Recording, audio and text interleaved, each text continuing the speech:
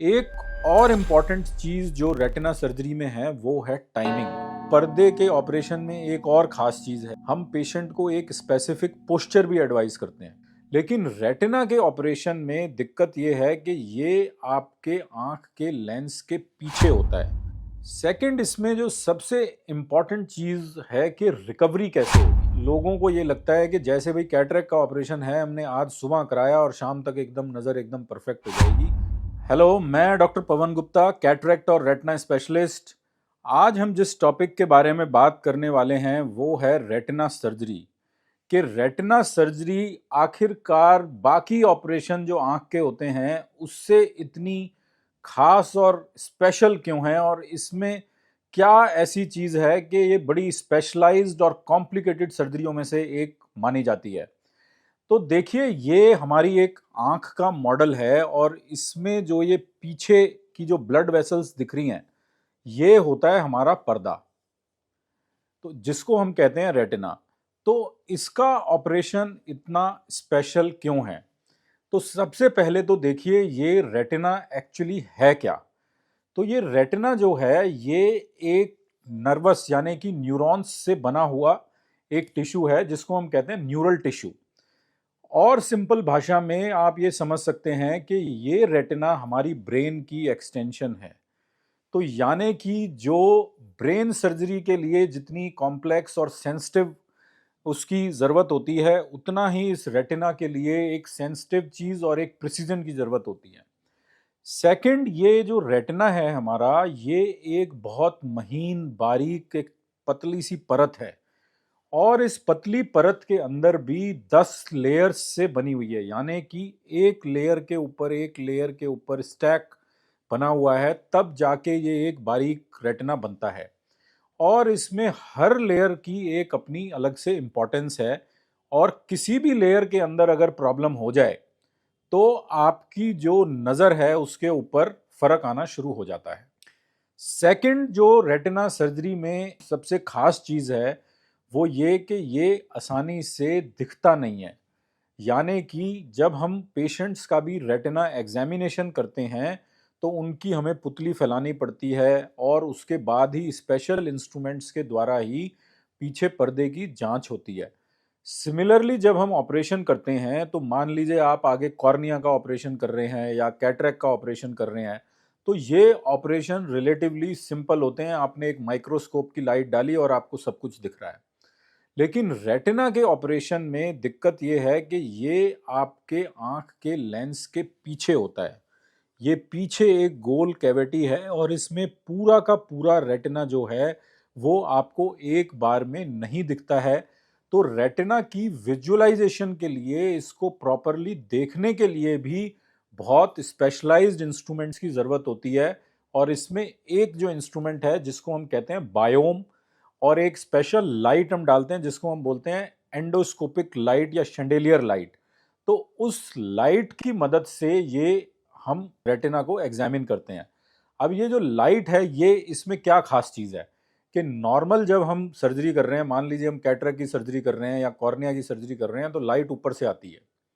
लेकिन पर्दे के ऑपरेशन में लाइट अंदर से यानी कि पीछे से आगे की तरफ जाती है, ना कि ऊपर से नीचे की तरफ। तो ये एक इस पर्दे के ऑपरेशन में बहुत स्पेशल चीज़ है। तीसरी चीज़ है कि अगर ये पर्दा एकदम स्मूथ होना चाहिए, एकदम आयरन्ड आउट जिसे कहते हैं ना, अगर इस पर्दे के अंदर एक हल्की सी भी सिलवट आ गई तो एक प्रॉब्लम है। छोटा सा एक सुराख भी बन गया तो एक दिक्कत है। या तो उस कंडीशन को हम बोलते हैं मैकुलर होल, या उस एक छोटे से सुराख की वजह से इसके अंदर पर्दा रेटिनल डिटैचमेंट होने की एक रिस्क हो जाती है।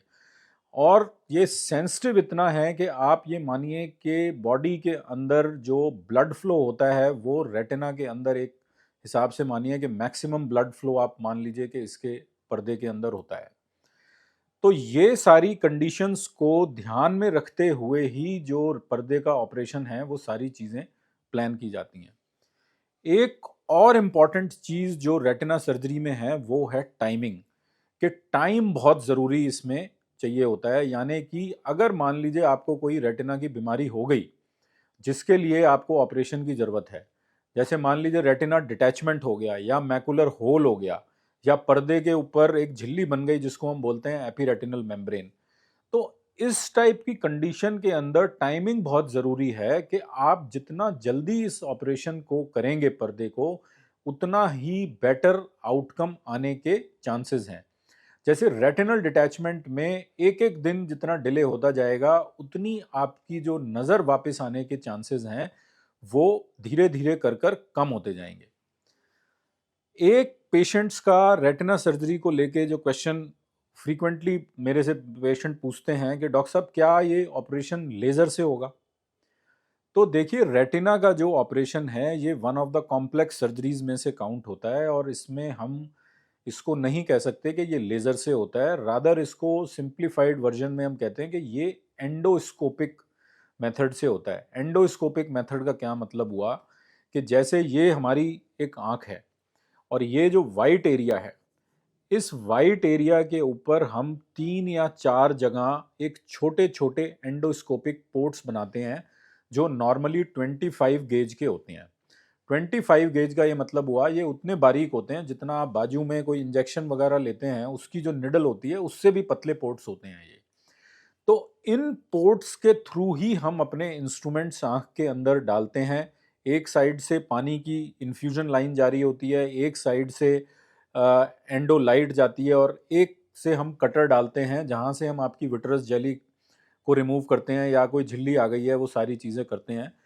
तो पर्दे का जो ऑपरेशन है वो लेज़र से नहीं होता बल्कि एंडोस्कोपिक मेथड से होता है, बट सर्जरी के अंदर हम लेज़र पर्दे के ट्रीटमेंट के लिए हम ज़रूर यूज़ करते हैं ग्रीन लेज़र, कि कहीं से पर्दा फटा हुआ है या ब्लीडिंग का रिस्क है, उस एरिया को ट्रीट करने के लिए हम वहाँ पर लेज़र यूज़ करते हैं। सेकंड इसमें जो सबसे इम्पॉर्टेंट चीज़ है कि रिकवरी कैसे होगी। अक्सर लोगों को ये लगता है कि जैसे भाई कैटरेक्ट का ऑपरेशन है, हमने आज सुबह कराया और शाम तक एकदम नज़र एकदम परफेक्ट हो जाएगी। तो रेटिना के ऑपरेशन में वैसा नहीं होता क्योंकि ये one of the complex surgeries में से है। तो विजुअल रिकवरी के अंदर भी इसमें टाइम लगता है डिपेंडिंग ऑन आपकी सर्जरी किस चीज़ के लिए हो रही है। बट रफली हम पेशेंट को ये बोल के चलते हैं कि 2 से 3 हफ्ते का टाइम आप मिनिमम लेके चलिए विजुअल रिकवरी होने के लिए। एक रेटिना सर्जरी को जो चीज़ स्पेशल बनाती है कि जब हम विट्रेक्टमी करते हैं और आपकी विट्रस जेली जो पीछे की जेली है उसको रिमूव करते हैं, उसके बाद हम आँख के अंदर कोई गैस या सिलिकॉन ऑयल टाइप की चीज़ छोड़ते हैं अंदर, जो केस टू केस वेरी करता है कि हमें क्या छोड़ना है। तो अगर हमने उसके अंदर गैस इंजेक्ट करी है या एयर इंजेक्ट करी है, तो वो गैस या एयर जो है वो धीरे-धीरे अपने आप चली जाती है।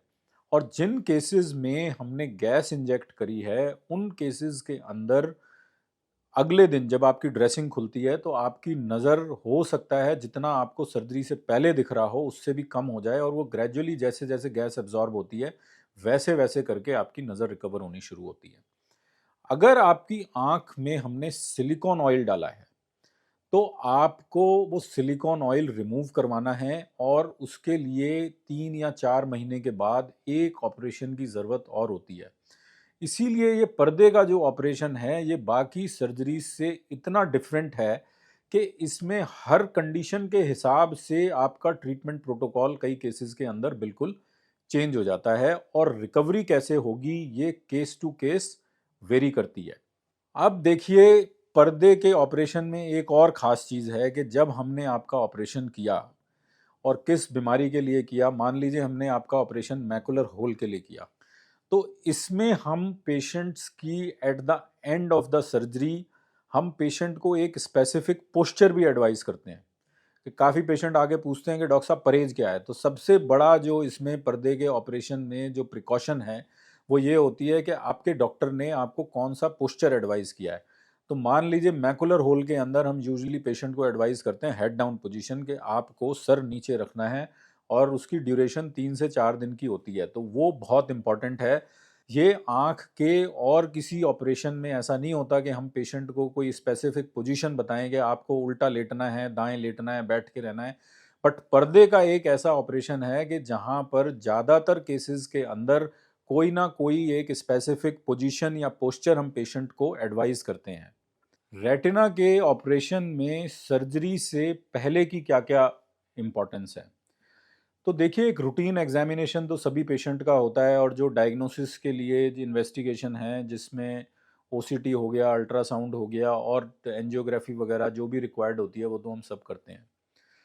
लेकिन रेटिना की सर्जरी, क्योंकि ये हम एक ऑपरेशन कर रहे हैं जो स्ट्रक्चर वेस्कुलर है, यानी कि इसमें ब्लड फ्लो काफ़ी ज़्यादा है, तो हमें बाकी सारी चीज़ों का भी ध्यान रखना होता है, जिसमें मेन है कि आपकी डायबिटीज़ कंट्रोल होनी चाहिए, ब्लड प्रेशर कंट्रोल होना चाहिए, पेशेंट कौन कौन सी मेडिकेशन ले रहा है वो सारी हमें पता होनी चाहिए। बिकॉज रेटिना के ऑपरेशन में ज़्यादातर केसेस के अंदर अगर पेशेंट ब्लड थिनर के ऊपर है, खून पतला करने वाली दवाइयों के ऊपर है, तो हमारी कोशिश ये रहती है कि उन दवाइयों को हम 2-4 दिन पहले बंद कर दें। हालांकि अगर कुछ ऐसी कंडीशन है जहां पर उनके कार्डियोलॉजिस्ट ये बोलते हैं कि भाई ये दवाई फॉर वट एवर रीज़न बंद नहीं हो सकती हैं, तो हम सर्जरी सेफली फिर भी कर सकते हैं, बिना उन दवाइयों को बंद किए भी कर सकते हैं। लेकिन एक एज अ प्रिकॉशन हमारी एक कोशिश रहती है कि अगर बंद हो जाएं तो वो ब्लीडिंग का रिस्क जो है वो काफ़ी हद तक कम हो जाता है। इसके अलावा अगर सर्जरी से पहले जो एंटीबायोटिक हैं, आँख में डालने की जो दवाइयाँ हैं, अगर कोई प्रेशर कंट्रोलिंग मेडिकेशन पेशेंट ले रहा है, तो वो सारी दवाइयों को भी हमें ऑपरेशन से पहले एक बार पूरी तरह देख के और पेशेंट को प्रॉपरली एडवाइस करना होता है। लास्ट में के जो रेटिना की सर्जरी है, इसमें सक्सेस रेट कैसा रहेगा, रिकवरी कैसी रहेगी, वो ज़्यादातर केसेस में बीमारी के ऊपर डिपेंड करती है, ड्यूरेशन के ऊपर डिपेंड करती है कि ऑपरेशन कितना राइट टाइम पर हुआ है, पेशेंट की एज कितनी है, साथ में एसोसिएटेड रिस्क फैक्टर क्या हैं। मान लीजिए आपको डायबिटीज़ है, ब्लड प्रेशर है या और कोई न्यूरोलॉजिकल प्रॉब्लम है, तो रेटिना के ऑपरेशन में इस चीज़ का भी काफ़ी इम्पोर्टेंस है कि आपके साथ में एसोसिएटेड रिस्क फैक्टर क्या हैं, उसी के बेसिस पे आपकी विजुअल रिकवरी या सक्सेस रेट डिफाइन होता है। तो देखिए, इस वीडियो में हमने किसी एक स्पेसिफिक बीमारी के बारे में बात नहीं करी, बल्कि ओवरऑल जो रेटिना सर्जरी की एक आउटले है कि किन प्रिंसिपल्स के ऊपर ये बेस्ड होती है और क्यों ये ऑपरेशन खास है। क्योंकि काफ़ी पेशेंट हमारे पास आते हैं जो कहते हैं कि डॉक्टर साहब क्या गारंटी है कि ये ऑपरेशन कामयाब हो जाएगा। तो इस वीडियो से हम यही समझाना चाह रहे हैं कि आप एक चीज़ को ये समझिए कि ये रेटिना जो है काफ़ी कॉम्प्लेक्स स्ट्रक्चर है, और इस सर्जरी में जो है काफ़ी सारे फैक्टर्स इन्वॉल्व होते हैं एक अच्छे और बेटर आउटकम के लिए। Thank you very much.